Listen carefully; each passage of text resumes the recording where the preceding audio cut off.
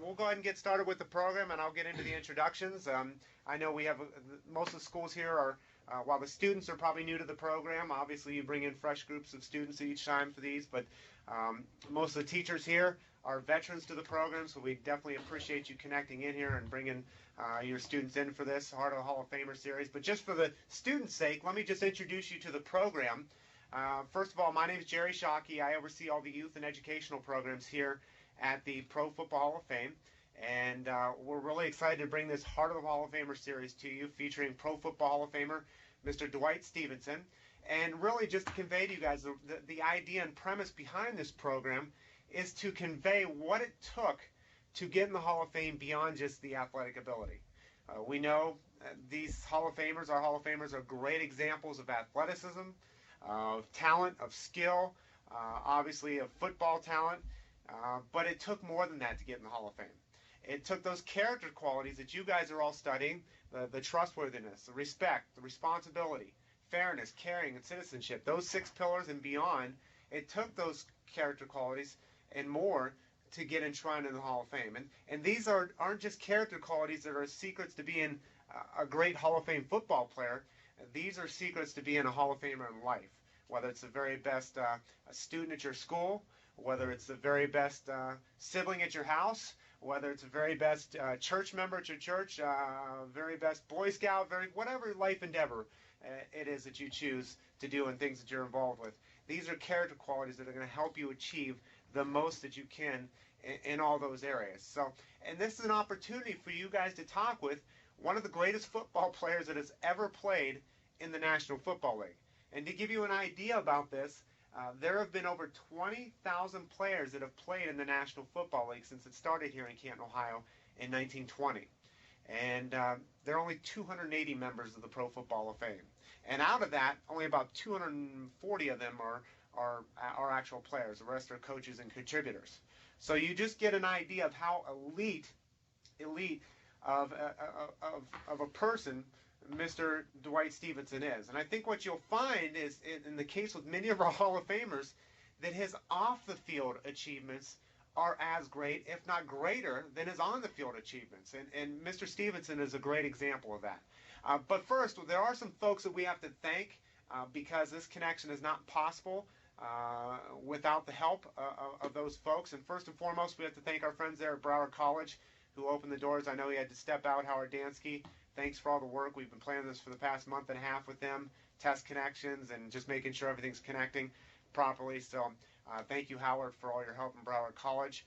Our folks at Interisys Networks, too, helped reaching out to Broward College, Robert Perry and Jerry Herzog. Thank you very much for that. eTech Ohio, that our schools are very familiar with, because if they have any technical problems, that's who they're calling. They're through our State Department of Education here in Ohio. So thank you to Mark and Paul and Josh and Scott and the rest of the crew there for being on standby to help troubleshoot if there are any problems. We definitely have to thank the teachers that are connected, because you guys make the sacrifices to plan and prepare your students. Class scheduling, getting students out of class, coming in. I know that takes work and takes planning on your part, so thank you very much for what you have done to make this possible. But last but definitely not least, as we always like to do, we need to thank the students. And what I'm going to do is I'm going to allow the students in a moment here, if the teachers want to unmute their mics here when I call upon your school, and allow your students to give a nice shout out to show some school spirit. Number one, so we can see, all the schools can see where the schools are tuned in from. And number two, so Mr. Stephenson can see the schools as well. So we're going to start off there in Hollywood Hills in Broward County at Driftwood Middle School. If you want to go ahead and give a shout out there.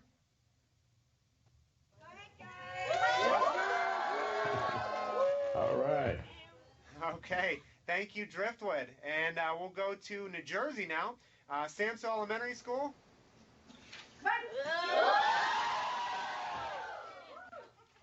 Samson never disappoints me. They've always got an enthusiastic group, well-prepared group, so thank you very much, Samson.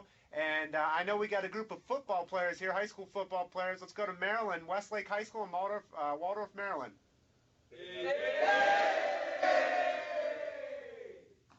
Okay, thank you very much. I appreciate you guys connecting in as well.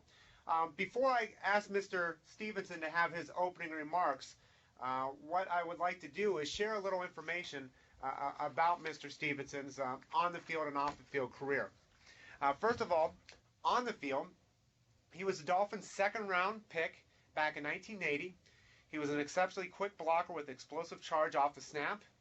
He was recognized as a premier center of his time. He was All-Pro, All-AFC 5 straight years from 1983 to 1987, and he was elected to 5 consecutive Pro Bowls.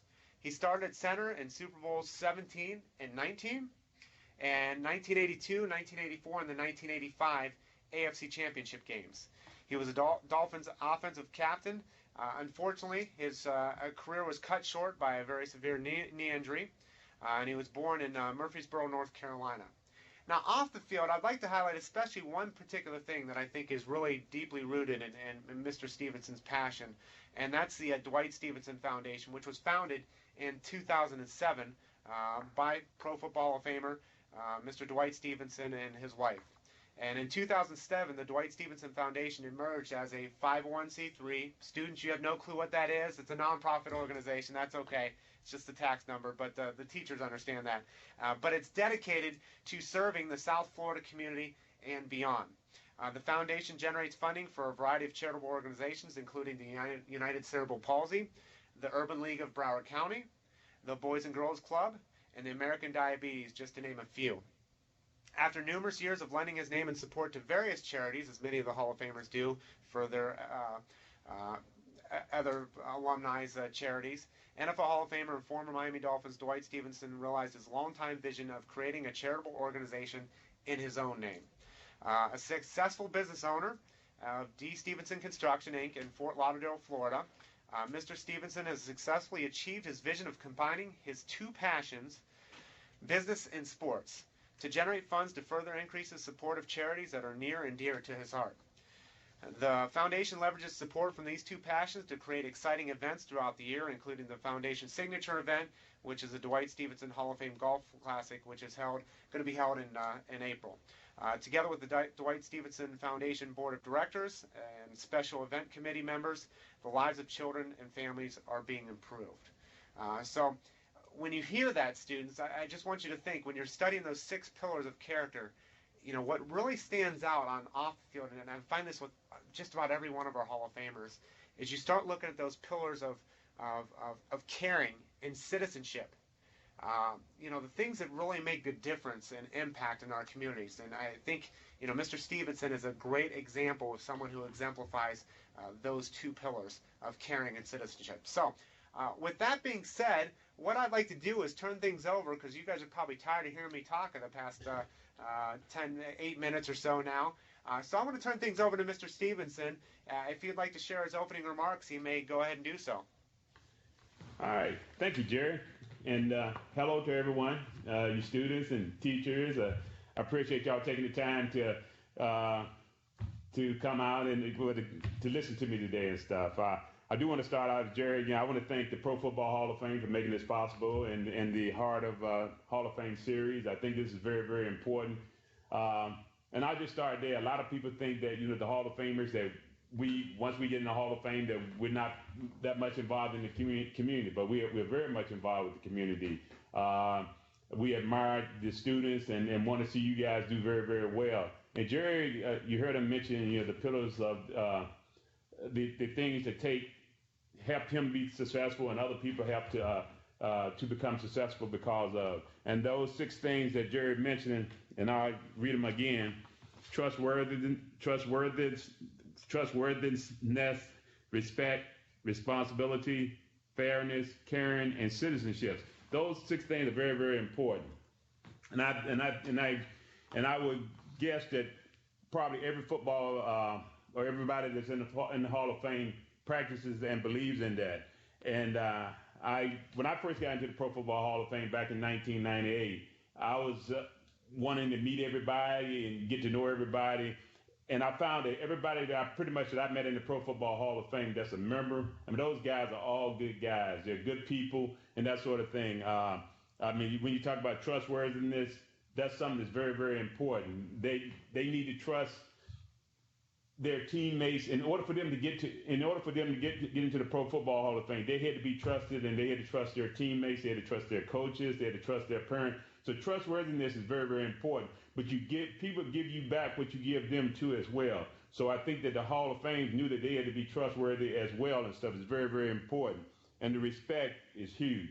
That's something that like I said, I was once one of the younger members of the Hall of Fame, and I came into the Hall of Fame very happy to be there. But I wanted those guys to know that were already there, that I was standing on their shoulders, and because of them and what they made, how great they made the NFL, I was able to take advantage of. And I see some of the younger guys now that are coming to the Pro Football Hall of Fame. I see them showing us respect or showing me respect now that I'm one of the older guys, that they appreciate my career and the sacrifices and things that we've done to help to make the Pro Football Hall of Fame, make pro football something that's great. And so they were able to take advantage of it and benefit from it as well and stuff. And then responsibility. Again, that's just very, very important. I mean, you have to be responsible for your actions. I learned that a long time ago, and some of you don't remember Coach Paul Bear Bryant. I played with him at the University of Alabama. He was a guy that was responsibility. He felt as though he depended on us, and we had certain responsibilities, and he depended on us to take care of those responsibilities. He didn't want us to, if something went wrong, step up and say, hey, it's my fault. I mean, don't, and then next time you try not to let it happen again. But it's very, very important that you take responsibility for your actions, as well as and try to help other people do the right thing so that they can be more responsible. I mean, you can't be there looking over their shoulders all the way, but when you have a chance to be around people, if you can help make them better people, I think that you'll win in the long run, no question, but they also benefit from it greatly. And then fairness.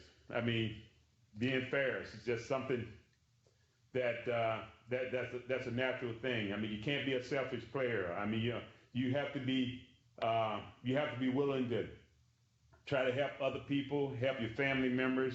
Don't, and sharing that sort of thing. And one of the things you can do is go out I don't know, I guess I looked at it like this one way. I was trying to share or be fair with my family. And that was, I didn't want to burden them with probably paying for my college education. I wanted to go out. I had two plans. I was either going to go into the military and try to get my education that way, eventually go to college that way and stuff, or I was hoping to get a college scholarship. And I was fortunate. I got a college scholarship, and so I didn't burden and put that on my family there. And then caring, and then the citizenship. But all those things I think are common in all of the guys that are in the Pro Football Hall of Fame. I've just noticed that throughout the years. I just bet the farm that that everybody that's in the Pro Football Hall of Fame pretty much sharing those same traits there. But I am interested to hear, and I know there's some people in New Jersey and in Maryland, and then some down in South Florida, and it's pretty warm down here today, so I know it's cold in other parts of the country and stuff. But I'd like to interact. If you guys have questions for me, I'll do my best to answer. Okay, and thank you, Mr. Stephenson, and we greatly appreciate you taking your time out of your busy day. For those of you that you heard in the intro. He's not only head of his own charity, he's also the head of his own construction company in the Broward County area. So he's a very busy man with a lot of things on his plate, but he knew it was important to take time out of his day to come in and speak with students about things that made him successful in his life. So that's what you guys have the opportunity again to ask Mr. Stephenson of him, is ask those questions about what made him successful, what things on the field carried over off the field, and all those kind of questions that you have the opportunity to ask here today. And we're going to go in the order. We're going to go one by one, since most of our teachers, or all of our teachers here, are familiar with this. But I'll go over it one more time. We'll go one by one in the order of Driftwood, Samsel, and Westlake. We'll go from one question from each school. You can unmute your microphone when we call upon you, and then immediately following after asking your question, if you can go ahead and mute it for the time being, and allow Mr. Stephenson to share his remarks.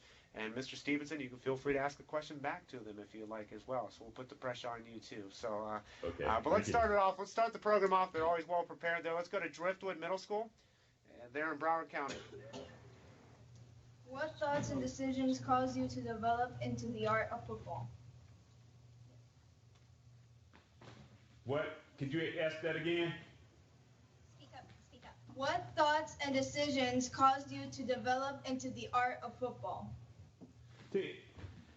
one of the things that helped me decide early on that I wanted to play professional football, and you do kind of decide. I mean, it's playing professional football or playing any sports or things that you're going to find that you really become good at in life. You're really going to have to make a commitment. And so back when I was in like about the 7th grade, 8th grade, I pretty much decided not that I would play pro football, but I knew I wanted to play football.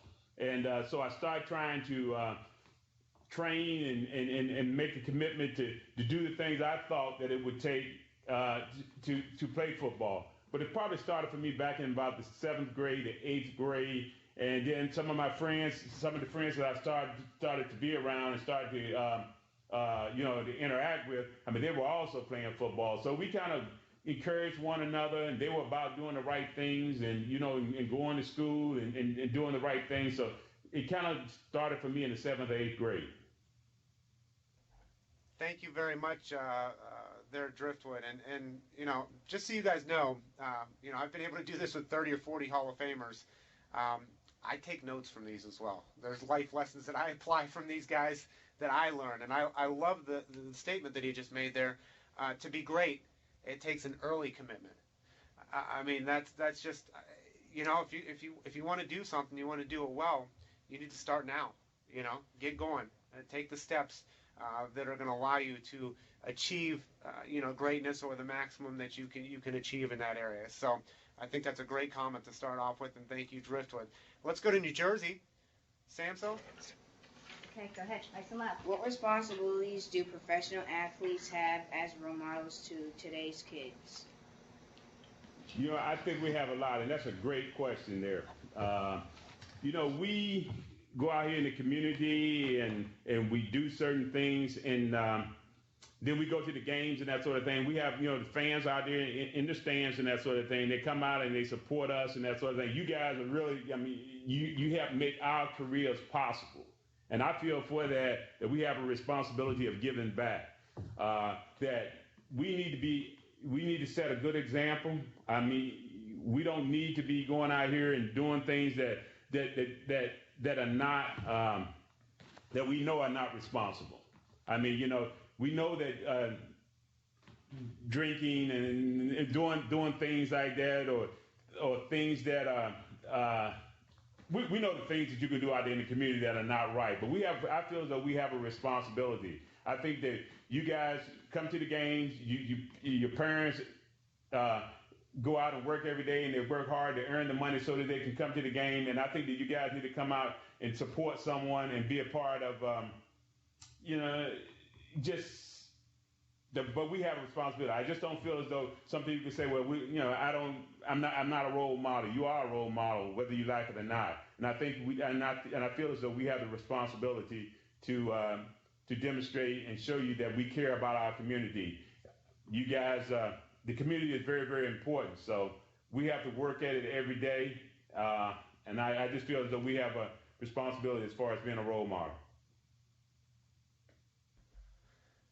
Thank you very much. And 2 points that I'd like to make with students and with Mr. Stephenson's remarks is, number one is when he talked about some of the bad things that you see in the news, unfortunately that's the thing that sells. That's what we consume as people in the newspaper and in the media. That's what sells. Don't be confused though. For every bad incident that you hear about, there's 10 Dwight Stephensons doing great things in the community all across the country in the National Football League. So I mean, don't first of all, don't let that skew you thinking that it's nothing but trouble. These guys do great things in communities all across the country. The other thing is, when we talk about role models, is it's not just NFL athletes that are role models. I saw that there's a high school football team there from Maryland. You guys are role models to your middle school, to your elementary students, the folks that are going to your games on Friday nights, just like the folks that come to watch Mr. Stephenson play and the athletes nowadays. They're watching you. They want to emulate what you do on the field and emulate what you do off the field as well. So whether you like it or not, you are a role model. And you need to exemplify, as Mr. Stephenson, being responsible and those sorts of things, because those folks are going to follow your path. So I think it's not just NFL athletes and college stars that are role models. It is anybody that's in a position that can be viewed, like high school football players or whatever. So, great question, Samso. And I know, Yvette, I know you just emailed me from Driftwood. Unfortunately, the camera angle, we're kind of stuck with that because the folks at Broward County, they have their camera positioned in a way that they can't change it. So my apologies for the camera angle. Maybe we'll have Dwight just stand right in front of the camera so they can see you real close. That's okay. Don't worry about it. You're fine where you're at, Dwight. You're fine where you're at. So thank you very much. Let's go to Westlake. Jeffrey, like you do left tackle, and my question is, which pillar do you feel helped you the most with obstacles you face both on and off the field? I tell you, couldn't quite hear that. Could you say that one more time? Speak up, Jeffrey. Which pillar do you feel helped you the most with obstacles on and off the field? The pillar that I think helped me the most is probably the first one, and that's the one trustworthiness. That people that if I say something, it means something. I don't believe in just going out and just making statements. I don't believe in, if I tell somebody that I'm gonna do something, even in the community today and whatnot. If I tell someone and they might think that I'm just saying, oh, I'm gonna send something or I'll do that. I mean, I do follow through and I do take the time to make sure that they say, oh, I can't believe that Dwight Stephenson actually did that. But I want them to know that I really do appreciate him. Because why? Because that guy might have been one of the people in the stands that paid the money to go to the games, that helped support and made my career and stuff. So I appreciate this stuff. Trustworthiness also comes into play too with the guys that I'm on the field that I'm playing with. I mean, you talk about pro football or football in itself. It's probably, like some people say, probably the ultimate team sport. I mean, I play center, so I have an offensive guard, 2 guards to play right next to me. They need to know that I'm going to go out there on the field. I'm going to put forth my best effort every play. That the night before that I was where I need to be. I wasn't out running around all night. So I can come out there, I can perform at my peak performance and that sort of thing to try to win every chance I can to help to do my job as well as help them do their job. So trustworthiness is a very, very important one to me. And then I got to be true to myself. I mean, forget everybody else. You can fool some of the people, and you can fool. Maybe you can fool your girlfriend. You can fool your mother and parents, even your coach, maybe sometimes. But you yourself, I mean, you can't fool. You have to be honest with yourself. You have to be trustworthy. Are you going to really make the sacrifices? Are you really going to be determined? Are you really going to stick to whatever you're trying to do and be honest with yourself. I mean, I think that's very, very important. So the one pillar that I think is the most important to me, and that is the one that's trustworthiness.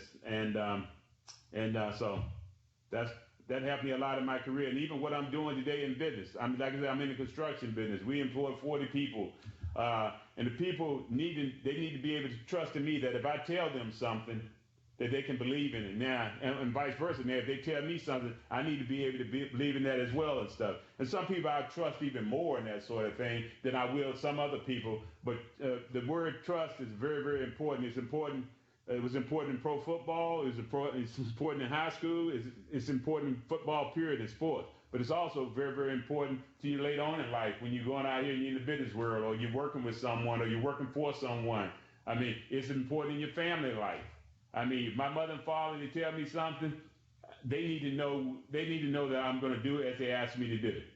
And vice versa. Your mother and father, you need to be able to trust them and depend on them. So the trust is a really big deal. It's involved in the transcends. It goes through everything that you're doing in life. And so it's a big, big one with me. So hope that answers your question. Thank you very much, Westlake. Let's go back to Florida. Driftwood. Thank you. Thanks a lot, Steve. What advice do you have for kids like us who want to be a professional football player? All right. Got some good advice for you guys. I did. And I say that because, you guys are in school right now. First of all, you're in the right place. Okay? You're doing the things that you need to do that prepare you not just for football, but for whatever you decide that you want to do in life. Football is going to be part of your life. And I know the girls, you might not play, but I mean, the football is going to be part of your life. It's not going to be at some point in your life, you're gonna have to do something else. So you're in the right place. You're in school. You need to be listening to your teachers. You need to listen to your administrators, your mothers and your fathers. I mean, those people, they care about you. I mean, they really do and stuff. I care about you and stuff. I want to see you do well. You guys need to care about one another and stuff, and be supportive of one another, and not be trying to find a way not to go to school. I mean, find a way. I mean, school is very, very important. I mean, you're gonna have to learn how to read, write. All those things going to be important, whether you're playing pro football or not. If you can't get in there, you can't comprehend, if you can't playbook that the coaches give you or whatnot. I mean, it's going to take all your learning, everything that you're learning now. It's going to take all that in order to learn the playbook and that sort of thing. And then you're going to find some guys now, like for instance, that you think that football is a physical sport, but it's very, very much a mental sport. It's one that if you know situations in a game, like third down situations, you know the personnel that's in the game, and you know what their tendencies are, what the team like to do. I mean, you can almost narrow it down to these are the only 2 or 3 plays that they can possibly run. So here, if I'm on the defensive side of the ball, I can say, well, I'm going to be playing those 2 or 3 plays. The high percentage plays that I think that team will go with, and so I just think it's very, very important that you do your schoolwork and that sort of thing. Take advantage of all this technology and stuff. Technology is huge now and stuff. It's changing every day, but if you learn it, you can help yourself. As far as football and stuff, technology. I mean, everything that we do is data. I mean, when a guy goes on a football field, every play is going to be put into a computer. It's going to be data, and they're going to know how the guy performed, what he do in a tough situation, what did he do when it was cold outside, when it was warm outside. All that stuff goes into a history or into a database somewhere, and they know all that about you and stuff. They know an awful lot about you and stuff. But you're doing the right things now by being in school, being a good person, and really those 6 pillars that we talked about earlier. If you can do those 6 things right there, I mean, you'll be well on your way. So I would encourage you to really look at those 6 pillars and try to really incorporate them in your life. And I think that's so important that you bring that up, Mr. Stephenson, especially just the data and statistics that they do on players, and even college players nowadays. I mean, you guys know, you're probably watching it, the scouting combine.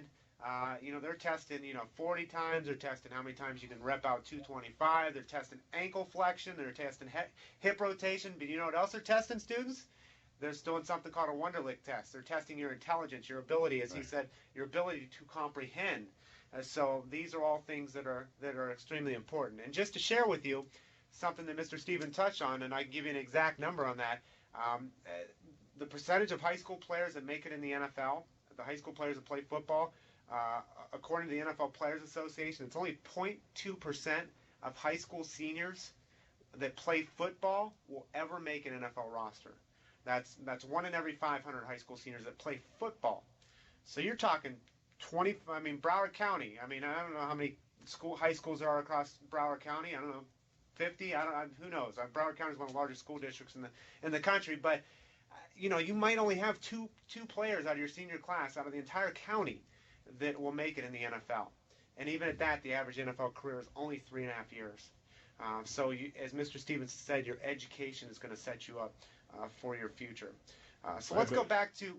Oh, go ahead, Mr. Stevens. No, I was just going to mention, but you know what? Even if you don't play professional football, even if you don't get a college scholarship, I mean, the things that from being on a football team or being on any team sport, I mean, you're going to create relationships or your friendships and stuff that go with you a lifetime. I mean, those things are going to be very, very valuable to you. I mean, then you'll learn the different things that it takes to be successful. So even if you don't go on to the college level, even the professional level, I mean, team sports are very, very important. You learn how to work together and stuff. I mean, here at the university here where I'm at now at Broward College, I mean, they have a team. They work together in order to deliver a great, so that the kids here or the students here can get a great education and stuff. But they learn how to work together and stuff. And you learn that from team sports. So, I mean, that's one. I think the value that you get from that alone is just very, very can help you tremendously later on in life.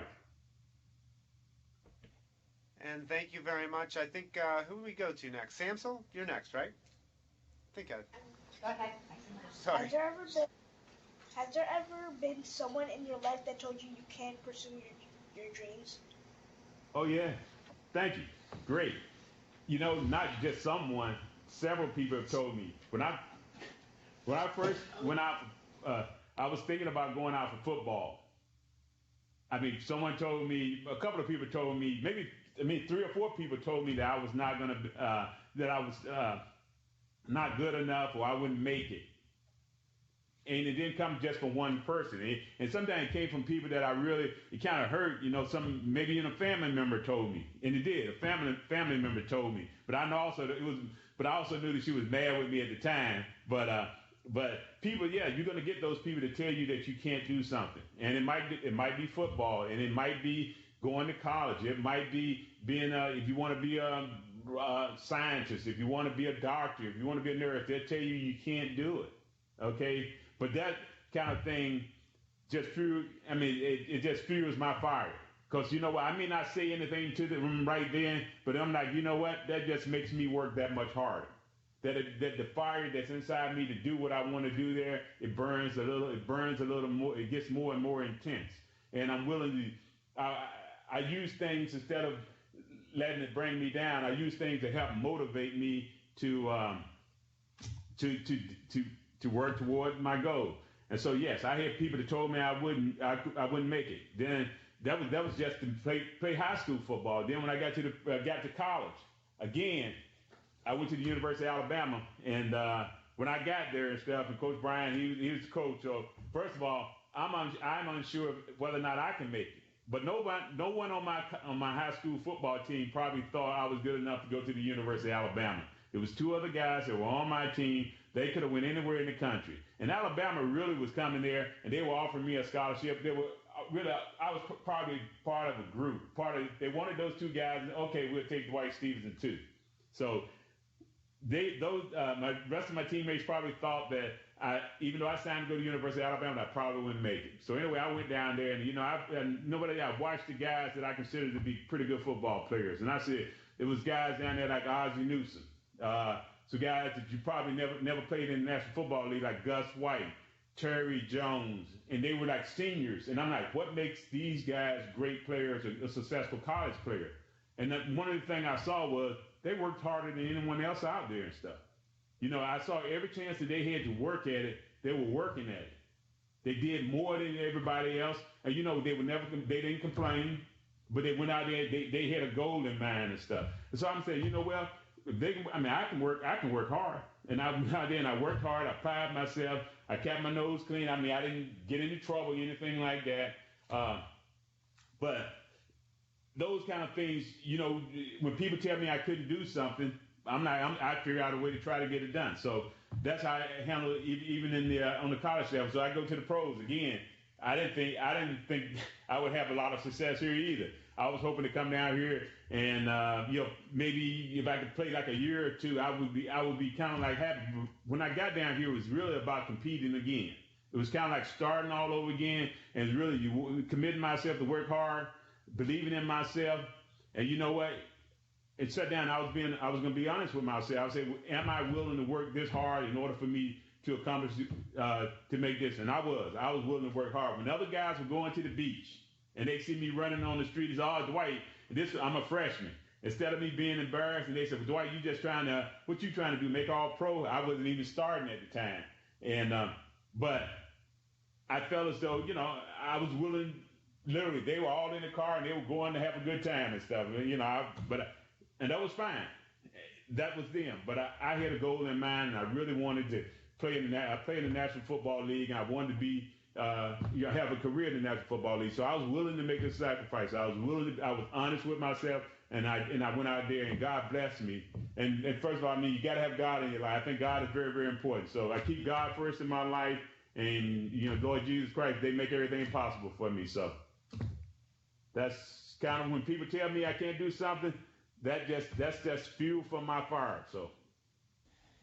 And as you guys hear his comment about work, what he saw as a freshman about what those seniors did, those names that he listed off, worked harder than anyone else. And that's something that you heard him say about us on the field, but I guarantee you as a successful business owner, and that's his same philosophy in the business world too, is work harder than anyone else to be successful. So those are philosophies of life, not just philosophies of being a great football player. Let's go to Westlake, and then we got some football players there with some good questions. All right. Yeah. Go ahead. Cameron Curley, running back, corner. All Which right. teammate do you believe had the biggest influence on your life, both and off the field? Okay. Great question again. And friends, mentors, you have people that you kind of look up to. And I probably had different guys on each level. When I was in college, when I was in high school, my father, first of all, he was early on. I mean, he was a guy that he was big in my life. And my father, he believed in work. Okay, and so I didn't have to search that far for a great role model. I really did. He was a great role model for me, my mother and my father. And so from there, I went to high school, and I played on the high school level. There was a guy by the name of Woodrow Wilson. A great leader, great guy, great athlete, but an example of him being a great guy. I can remember there was a fight in the bathroom. Instead of everybody kind of gathering in the bathroom and stuff, and wanting to see this, and I guess I was probably there too. But I watched him. And he was like, I don't have time. He walked through the crowd. No one was going to mess with him. But he walked through the crowd, walked through the guys that's supposed to be standing fighting. He went to the classroom. And they kind of diffused. I mean, the whole thing just kind of came unraveled and everything, which was great. And that I remember that way back in like the 7th or 8th grade or whatnot, when that happened. But he was kind of my role model and a contemporary role model. But I also, when I got into high school, so that was high school and junior high school and that sort of thing. But he was kind of my role model. But I also admired Muhammad Ali and how what he did as an athlete. He was a guy that did things differently. He wasn't necessarily following the same roadmap that everyone else did, but the guy would work hard or harder than anyone else out there and stuff. They tell me, I hear stories how Muhammad Ali would get up at 2 o'clock in the morning so he could just go out and run 8 miles because, he did what he had to do and stuff like that. He was a hard-working guy and a great, great athlete, probably didn't have to do it. And then when I got on, so from there I went on to the pros, but I watched guys like I said, I mentioned Ozzie Newsome earlier, Terry Jones, Sylvester Croom at the University of Alabama. And those guys, I played for Coach Paul Bear Bryant. He was the right guy for me, and for me also at that point in my life. We worked there at the University of Alabama, but it was two things that was important to Coach Bryant. That was your schoolwork and football, and those things were very, very important there. And so it was guys like I said, but Ozzie Newsome and Gus White, those guys were good mentors for me. And then down here with the Miami Dolphins, this guy by the name of Nat Moore. He's still one of my mentors today and stuff. He's a local guy from down here, played at the University of Florida, outstanding guy, and came here and played for the Miami Dolphins for about 10 or 12 years. But he was a great, great role model for me and still is today and stuff. He's with them. He's a senior vice president with the Miami Dolphins. So I try to get with people that or model people that about doing the right things out here in the community. And that boy, you guys might not have even heard of. Maybe the guys down in South Florida heard of him. But he was a great, great wide receiver for the Miami Dolphins. And he's doing great in the business world. And like I said, we're in the construction business now. I'm just trying to transition what I did on the football field and that sort of thing. I'm trying to take it into the business world. And so, but I had great role models, my sisters and brothers. I had great people around me to help me to be successful. So, got to surround yourself with good people. Got to surround yourself with good people. If you're going out and you're hanging out with the wrong crowd, I mean, you're eventually going to, even if you're doing the right thing and they're doing the wrong thing, you're going to be associated with it. You don't want to be associated with it. I don't want my name. I don't want to be affiliated with anything or anybody that's doing something negative out there in the community. You know why? Because that's money. I mean, to me, D. Stephenson Construction, I'm in the construction business. What am I selling? I'm selling my name. I'm selling my whatever, the things that I've done. And so when I tell someone that I can build this building over here, they need to believe in me. Now, if I'm out here and I'm hanging out on the corner and I'm doing things that are not right or whatever and stuff, I mean, they're not going to believe in me.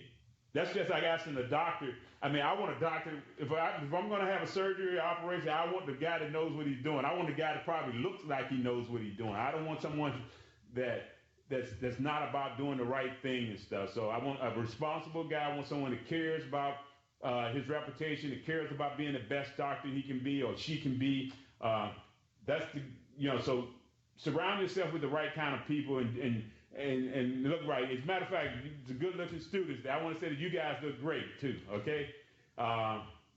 So that's my comment. Thank you very much. And that is a comment. That's the one underlying theme that seems to surround all of our Hall of Famers, is that to be the best, you need to surround yourselves with the best, those that are going to challenge you to keep going forward. And in many cases, sometimes there's negative influences in our lives that we don't have necessarily a choice, that are going to be involved with us. Could be family members, unfortunately. They could be a negative influence. But most of the people that are involved in our life, we do have a choice. And we do have a choice of who's going to help impact our life. And that's the thing. If you ask all of our Hall of Famers, they've put themselves in positions with people that are going to challenge them to be better football players, challenge them to be better students, challenge them to be better business people. And I guarantee you that Mr. Stephenson still continues today to surround himself with those people that are going to make him a better owner and operator of a business as well. Yep. So thank you very much, Westlake. Let's go back to Driftwood Middle School. All right, just speak up. What is the toughest decision you ever had to make in a game? The toughest decision that I ever had to make in a game. You make a lot of decisions in a game. You really do. The toughest one, I'm trying to see, that might have been when we were playing the Chicago Bears, and we were playing them on Monday Night Football. It was back in 1985, I think it was. They were undefeated, and we were undefeated. Excuse me, they were undefeated, and they were literally threatening to break the Miami Dolphins record, where the only undefeated team in the country at the time. And so I injured my shoulder during that game, and I started to come out of the game. I came out for a play. And I started to say, I could not go back in that game there, and this team right here, we can go on and win this game. I wanted to be a part of it, but it was a tough decision, only because you don't want to play when you're injured. When you're hurt, when you're injured, that's one thing. You need to come out of the game. But if you're hurt, if I get a bruise or something like that, I need to be able to play through that pain or whatever stuff. So that was, for me, that was a tough decision, and I did. It ended up, it was just a bruise. It was something. It was not an injury where something was torn or something was. You're smart. I'm smart enough to know. You're smart enough to know when you are injured. You need to come out of the game. When you have a bruise or something like that, and you can play through it, and that sort of thing. But you do have, and then you have other decisions too, where you have to make a call. A coach will try to coach you and try to tell you things that can happen. You talk through as many situations as you can, but then it's something that's going to come up in a game that the coach might not. The conference is about to end. Probably didn't go over, but I want to say, but you get right. You're going to have certain things that help you make that decision, and those decisions, if you look at those 6 pillars there, believe in those things right there. If you use those things as your foundation, they'll help you make the best decision. But it said our conference is about to end. I do want to say this before we go. How much time we still got a little more time. Here? We still got a little more time. Don't worry. I'll get that fixed. Okay. All right. But as far as, your tough decisions, you're going to have them during the game. And it's going to be things that you're going to be out there in the game. Let's say you could be on national TV, and you could be having a bad game. Okay? And you know what? You can just lose it. You can. And, you can even, start causing personal fouls or something like that. Or you can do what you need to do. And that's the right thing. And that's, you gotta get back to your basics and that sort of thing. And you gotta say, you know what, I'm gonna move my feet, I'm gonna get down, get back, and you work your way through it and stuff instead of, throwing your hands and giving up and stuff like that. You can't do that.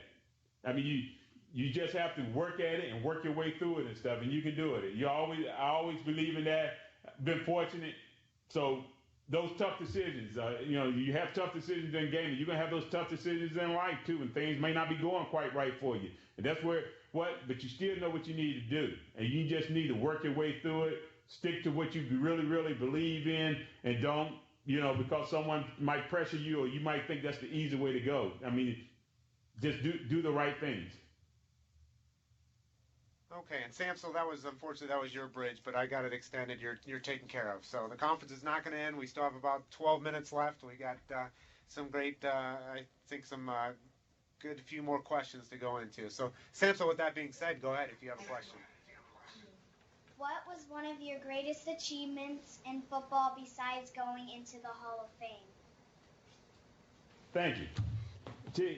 We probably in going into the Pro Football Hall of Fame, as you mentioned, that was paramount. As far as sports and what I ever been a part of, going into the Pro Football Hall of Fame was the biggest and stuff. And again, it's just so hard. It's something I never even dreamed about as a little guy. Never thought about it in college. Never thought about it even when I was playing in the pros. Is once your career is over with, you know that it's so difficult and so hard to get in that you don't lobby for it or anything. It's just something. If it's meant to be, it's meant to be. And I was fortunate. So like you said, that's the biggest one. But also the national championships that we won at the University of Alabama. That to me, those were huge there. I played with some guys there, and Coach Brian, he didn't make it easy for us. I like to think that he did what he had to do. He gave us tough love. I mean, we went out there and we worked when you didn't feel like working.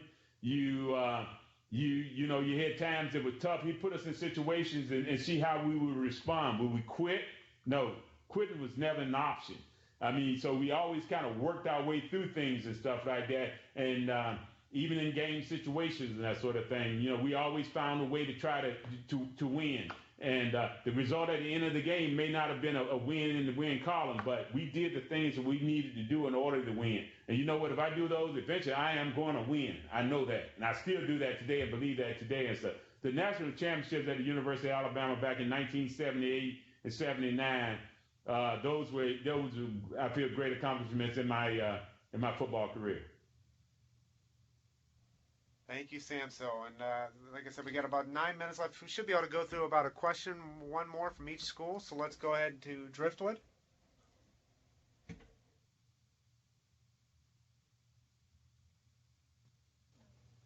Okay, our students want to know what is your favorite book? I want to know that too.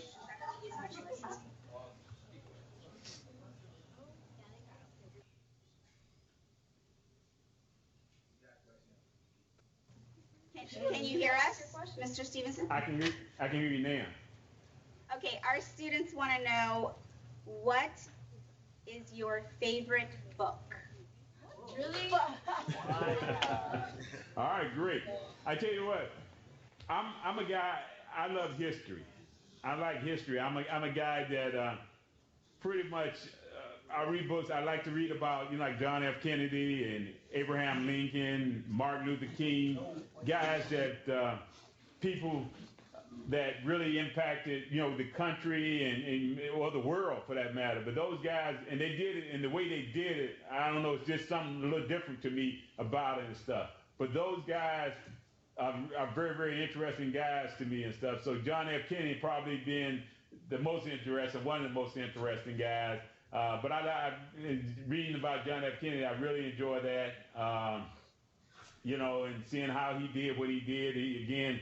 How he handled adversity, how he, knowing the illness and things that he dealt with, and the public might not necessarily known about it and stuff. With his health and his back, he had really bad back. but we never knew about that and stuff until later on and stuff. But what he presented to the public and stuff was different and stuff. And then same thing with Abraham Lincoln and what he had to go through. So I'm a real history buff. So.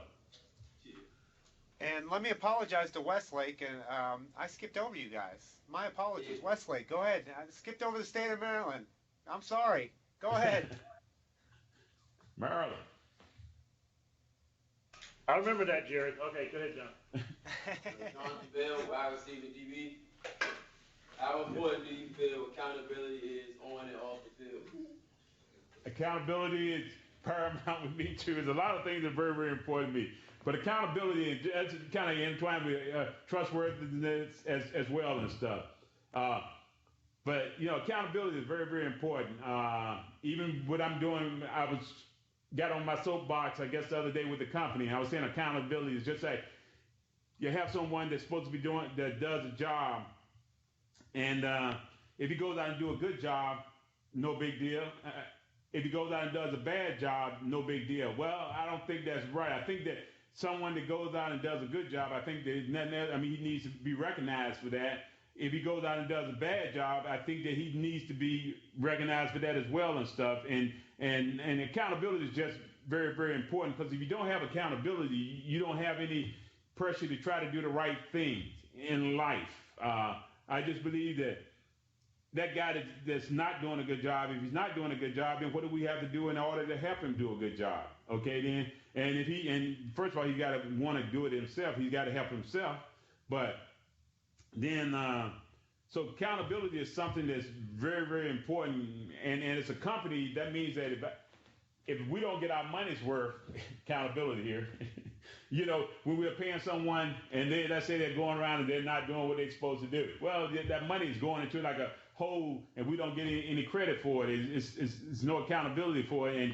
And he might be able to take care of the family, but the company needs to get something in return. It needs to get the job that it's paying for. So people need to be accountable for what they do. It's kind of like responsibility. I mean, all those things, trustworthiness. Again, all that's kind of part of being accountable. You as a football team, there you have accountability. What your mother and father, they made sacrifices for you guys and made it possible for you to go to school. And they expect you to go out there on that field and give 100%. Now, if you go out there and you just going out there just to break even, or the tie a game, they want you to go out there and try to win. So you got to have accountability. I think it's very, very important. The people in your community are counting on you to try to win every game that you go out there to play. So accountability is very, very important. Thank you very much. And Tony, just remember that I did, admit to my mistake, and I corrected it. So it's accountability. Just know that. Understand, that's right. Jerry. Not a problem. That's right. So Samso, let's go to you guys. Okay, go ahead. Go ahead. Did you ever think about being something other than a football player? Yes, I did. Like earlier on, I was contemplating whether I would go in the military. And, I always kind of, when I was a little guy, I watched TV and I see things on and that sort of thing. And I thought it was a great way to kind of, give back to the country, give back and help the community. But I always thought about possibly being like at that time, probably, being a lieutenant, being an officer, being a colonel and so forth. And one day want to be the general of the Army and stuff. So that's kind of what I thought about. But it didn't go that way. But I think that if I wanted to go into the military and was willing to make that sacrifice, I think that again it's a very, very tough thing to do. But I would like to hope that I would have had the ability to do it. And but I do admire the military and what they're doing. I mean, some of your parents might be serving now overseas and whatnot, and we admire the job that they do. It's not an easy job, but we enjoy it. We enjoy this freedom that we have here. You guys have the right to go to school and learn and so forth. I mean, that's huge and that's important. But they're over there now making the sacrifices so that we can do that, so that I can sit here and talk to you. I mean, we got to appreciate the military and the job that they do over there. So you get a chance to, thank some of them. You need to, tell them a job well done and that sort of thing. They're doing a great job for us. And I think, students, we can conclude that had he gone into the military, that you would have, like his pro football career, like his business career, is that he would have gone on to achieve a high level in the military career as well. Because, again, it's those pillars. It's those character qualities. So let's go back to Westlake.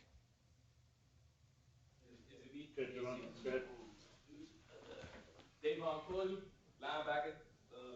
What advice would you give a young high school football player? Young high school football player advice? Yep.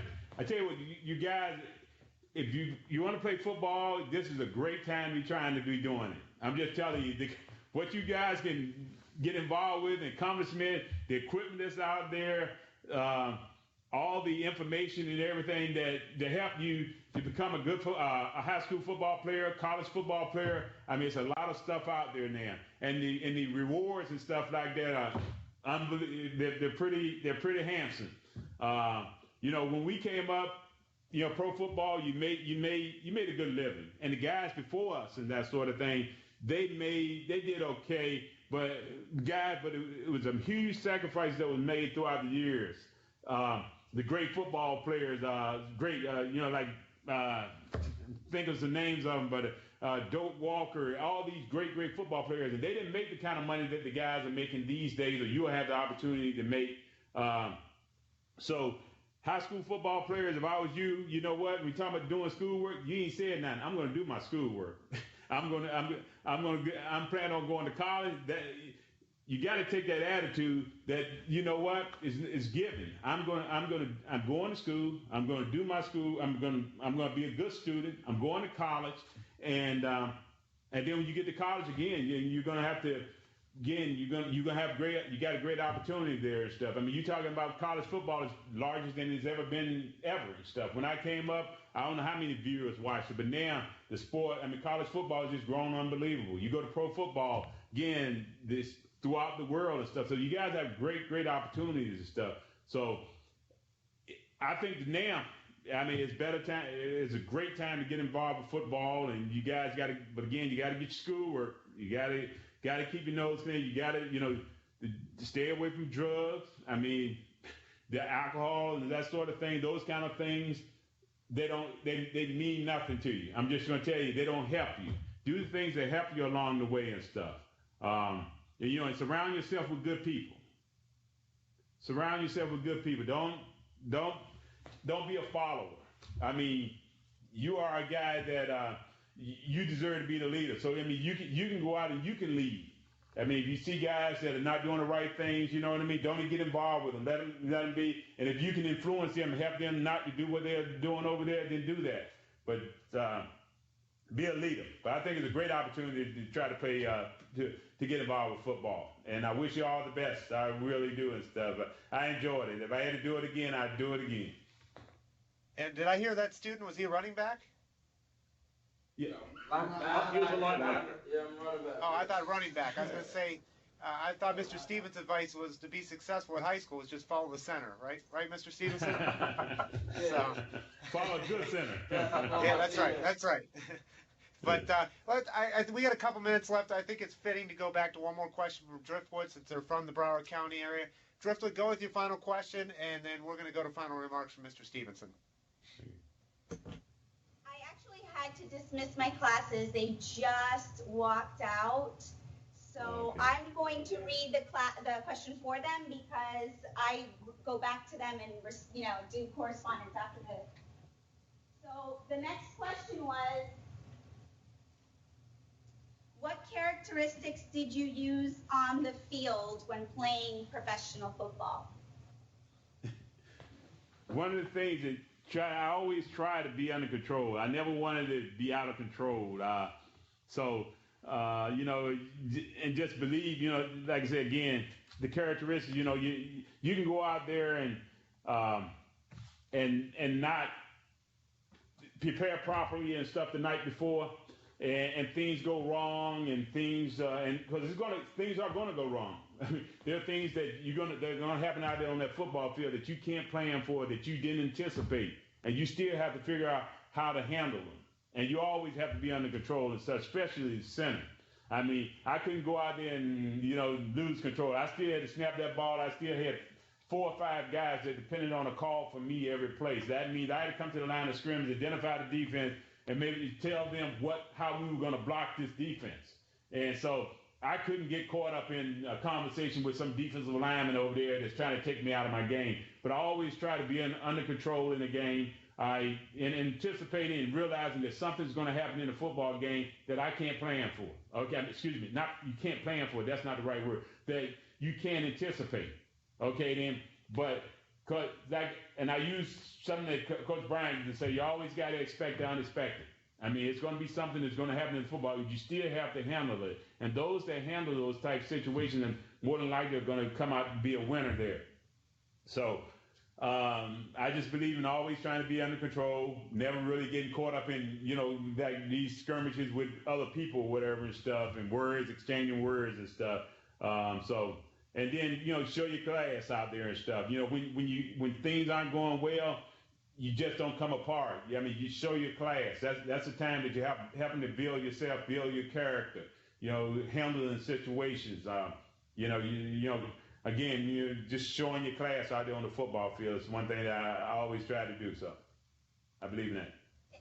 And Mr. Thank you very much. Stephenson, That was great advice. Oh, I'm sorry, Yvette. Thank you. You've shared a lot of stuff from Barrett Bryan with his responsibility to an early commitment to be great. Trustworthiness was the most important pillar to you. I love the comment, work harder than anyone else. Is there any last comment that you would like to make to these students about anything we talked about today or something we haven't talked about, whatever it might be? I think that if anything, I would like the students to feel good about themselves. I think that, you are great students. You got to feel that you deserve certain things, certain respect and certain things. I mean, feel good about yourself. Don't let anyone tell you that you can't do something. Don't let anyone tell you that they're better than you. Feel good about yourself, and then what you have, use what you have in order to compete. And because you have some attributes that, no matter what, that you have that can help you be successful. And use those things. Don't worry about what how fast Joe runs and so forth and so on. Even in life, I'm telling you, even in business or whatever, I really focus on myself a lot and try to say, what do I have? What are the attributes that I have? I use those things to help me to become the best or to help me to accomplish my goal. So I would say feel good about yourself, absolutely, and stuff. You guys are great. I'm telling you now, you're in school, you're where you need to be. You're surrounding yourself with good people, and that's great. You need to do that. You're listening to your teachers. You're listening to your parents. That's very, very important. But feel good about yourself. Use the attributes that you have, and figure out a way to win with those things. So I think that, and even if you aren't successful at that point, but it teaches you, and sooner or later your skills will get better. Whatever your attributes are, they'll get better, but you'll learn how to compete. But always work at trying to get better. That if you're not playing football, fine. You know what? I'll go do this right here. If you decide to go in the business world, if you decide to go in the military, you decide to go to med school, whatever. The things that you learn on a football field in sports or early on are things that are going to help you as well later on in life. Appreciate you guys taking the time to listen to me. Thank you very much. Can you unmute your microphones and join me and give a warm round of applause to Pro Football Hall of Famer, Mr. Dwight Stephenson? Thank you, guys.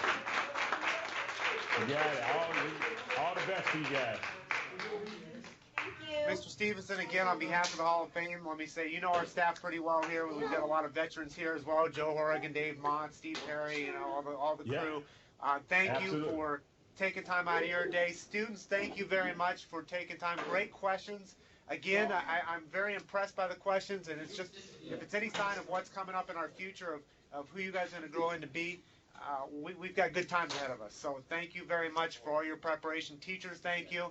Broward College, Enteresis, all the folks at ETech, thank you very much. We appreciate your participation, and this concludes our program. Thank you. Thank you, Dwight.